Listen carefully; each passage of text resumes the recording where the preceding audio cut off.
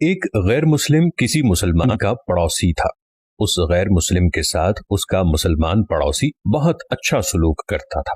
اس مسلمان کی عادت تھی کہ وہ ہر تھوڑی دیر بعد یہ جملہ کہتا، حضرت محمد صلی اللہ علیہ وآلہ وسلم پر درود شریف بھیجنے سے ہر دعا قبول ہوتی ہے اور ہر حاجت اور مراد پوری ہوتی ہے۔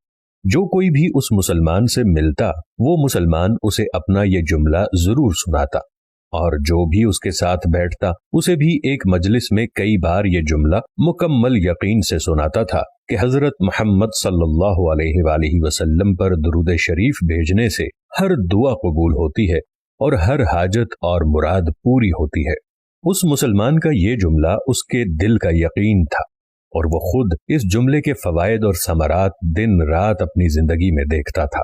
اس مسلمان کے جملے سے اس کے پڑوسی غیر مسلم کو بہت تکلیف ہوتی تھی، مگر وہ کیا کر سکتا تھا؟ اسے اپنے کاموں اور ضروریات کے لیے بار بار اس مسلمان سے ملنا ہوتا، اور ان ملاقاتوں کے دوران اسے بار بار یہی جملہ سننے کو ملتا کہ حضرت محمد صلی اللہ علیہ وآلہ وسلم پر درود شریف بھیجنے سے ہر دعا قبول ہوتی ہے اور ہر حاجت اور مراد پوری ہوتی ہے۔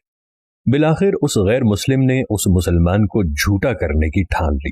اس نے ایک سازش تیار کی تاکہ اس مسلمان کو ذلیل و رسوا کیا جائے اور درود شریف کی تاثیر پر اس کے یقین کو کمزور کر دیا جائے اور اس سے یہ جملہ کہنے کی عادت چھڑوائی جائے۔ غیر مسلم نے ایک سنار سے سونے کی ایک انگوٹھی بنوائی اور اسے تاکید کی کہ ایسی انگوٹھی بنائے کہ اس جیسی انگوٹھی پہلے کسی نے نہ بنائی ہو۔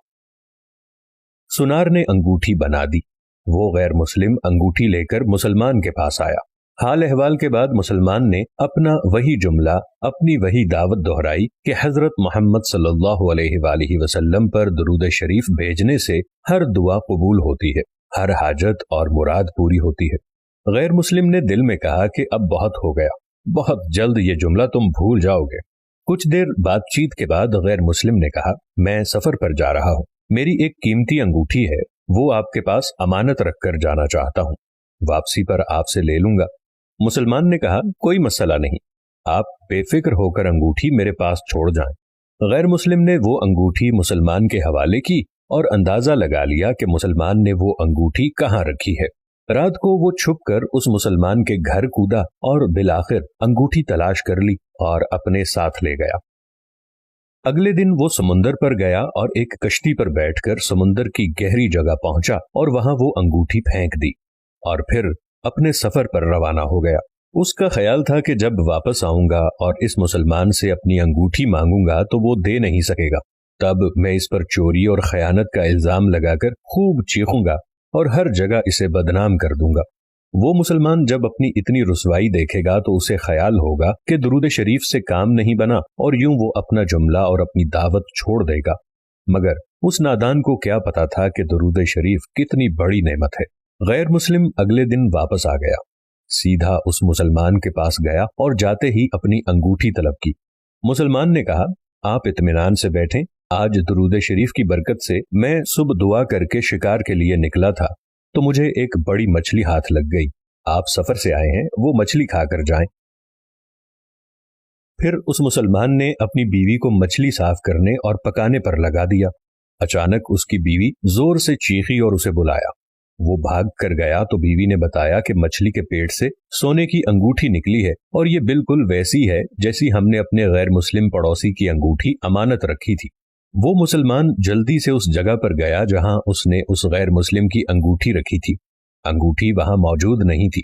وہ مچھلی کے پیٹ والی انگوٹھی غیر مسلم کے پاس لے آیا اور آتے ہی کہا، حضرت محمد صلی اللہ علیہ وآلہ وسلم پر درود شریف بھیجنے سے ہر دعا قبول ہوتی ہے اور ہر حاجت پوری ہوتی ہے۔ پھر اس نے وہ انگوٹھی غیر مسلم کے ہاتھ پر رکھ دی۔ غیر مسلم کی آنکھیں حیرت سے باہر، رنگ کالا پیلا اور ہونٹ کانپ رہے تھے۔